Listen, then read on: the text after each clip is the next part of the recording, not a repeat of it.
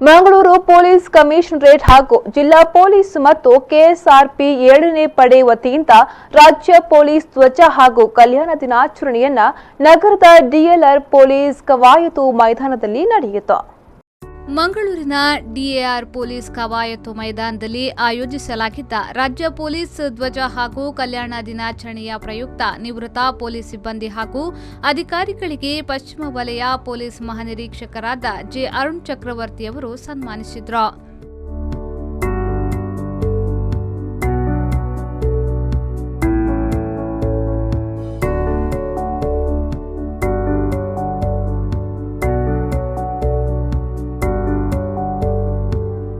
ಈ ವೇಳೆ ಮಾತನಾಡಿದ ಅವರು, ಇವತ್ತು ಮಹತ್ವ ಪಡೆದ ದಿನವಾಗಿದೆ. ಪೊಲೀಸ್ ಇಲಾಖೆಗೆ ಸುದೀರ್ಘ ಸೇವೆ ಸಲ್ಲಿಸಿ ಸುಗಮವಾಗಿ ನಿವೃತ್ತಿ ಪಡೆದುಕೊಳ್ಳುತ್ತಿದ್ದಾರೆ ಅಂದ್ರೆ ಅದು ಮೆಚ್ಚುಗೆಯಾದ ಸಂಗತಿ ಎಂದು ಹೇಳಿದ್ರು.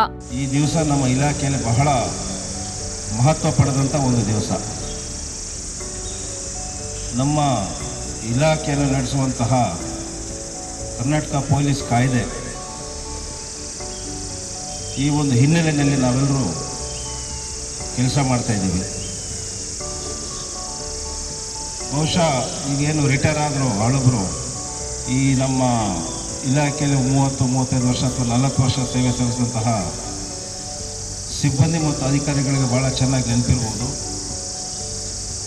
ನಮ್ಮ ಸ್ವಾತಂತ್ರ್ಯ ಬಂದಂಥ ಹೊಸತರಲ್ಲಿ ನಮ್ಮ ಕರ್ನಾಟಕ ರಾಜ್ಯ ಬೇರೆ ಬೇರೆ ಪ್ರಾದೇಶಿಕ ಪ್ರಭಾವಗಳಲ್ಲಿ ಕೆಲಸ ಮಾಡ್ತಿತ್ತು. ಬಳಿಕ ನಿವೃತ್ತ ಪೊಲೀಸ್ ಉಪನಿರೀಕ್ಷಕರಾದ ಪ್ರಕಾಶ್ ಕುಮಾರ್ ಕೆ ಮಾತನಾಡಿ, ಪೊಲೀಸರು ತನ್ನ ಕರ್ತವ್ಯದ ಒತ್ತಡದ ನಡುವೆಯೂ ತಾವು ಎಲ್ಲರೂ ಕುಟುಂಬ ಸದಸ್ಯರಿಗೆ ಮೀಸಲಿಡಬೇಕು ಎಂದು ಸಲಹೆ ನೀಡಿದರು. ಎಲ್ಲ ಸಹೋದ್ಯೋಗಿ ಮಿತ್ರರು ಭವಿಷ್ಯದ ದಿನಗಳಲ್ಲಿ ಕಾನೂನು ಸುವ್ಯವಸ್ಥೆಯನ್ನು ಯಶಸ್ವಿಯಾಗಿ ಕಾಪಾಡಿ ಕೀರ್ತಿ ಶಾಲಿಗಳಾಗಲೆಂದು ಶುಭ ಹಾರೈಸುತ್ತೇನೆ. ಹಾಗೂ ನಿವೃತ್ತಿಯಾಗಿರುವ ಸಹೋದ್ಯೋಗಿಗಳ ಬಗ್ಗೆಯೂ ನಿಮಗೆ ಸದಾ ಗೌರವವಿರಲೆಂದು ನಿವೃತ್ತ ಪರವಾಗಿ ಬಯಸುತ್ತೇನೆ. ಮಾನ್ಯ ಪೊಲೀಸ್ ಅಧೀಕ್ಷಕರು ಇವರು ಈಗಾಗಲೇ ತಮ್ಮ ಭಾಷಣದಲ್ಲಿ ಹೇಳಿರುವಂತೆ ನಿವೃತ್ತ ಪೊಲೀಸರಿಗಾಗಿ ವಿಶೇಷ ಇನ್ನೊಂದು ಕೋಣೆಯನ್ನು ಮತ್ತು ಕ್ಯಾರಂ, ಚೆಸ್ ಹಾಗೂ ರಿಕ್ರಿಯೇಷನ್ಗಾಗಿ ಕೆಲವು ಆಟೋ ಉಪಕರಣಗಳನ್ನು ನೀಡುವ ವಿಚಾರ ಸಂತೋಷವಾಗಿರುತ್ತದೆ. ಅಲ್ಲದೆ ಈ ನಮ್ಮ ನಿವೃತ್ತ ಪರವಾಗಿ ನಮ್ಮ ಕೋರಿಕೆ ಅಂದರೆ 75 ವರ್ಷ ತುಂಬಿರುವ ನಿವೃತ್ತ ಪೊಲೀಸ್ ಅಧಿಕಾರಿಗಳಿಗೆ ಒಂದು ಸನ್ಮಾನ ಸಮಾರಂಭವನ್ನು ಆಯೋಜಿಸುವಾಗಿ ನನ್ನ ಸಲಹೆಯನ್ನು ನೀಡುತ್ತಿದ್ದೇನೆ.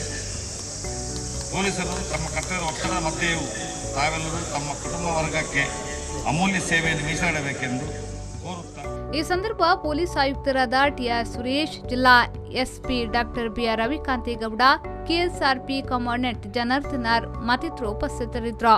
ನಾಗೇಶ್ ಕಾವೂರು, ವಿ4 ನ್ಯೂಸ್ 24/7 ಮಂಗಳೂರು.